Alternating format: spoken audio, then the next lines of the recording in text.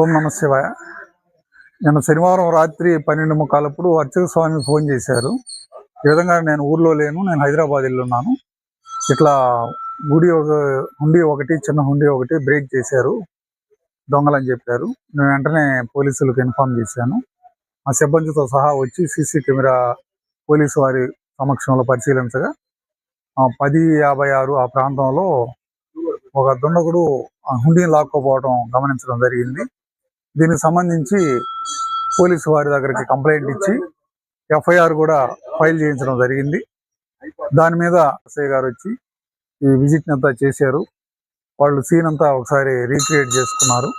అదేవిధంగా ఇప్పుడు నెల్లూరు నుంచి క్రూస్ టీం వాళ్ళు వచ్చి వేలిముద్రలు సేకరిస్తున్నారు.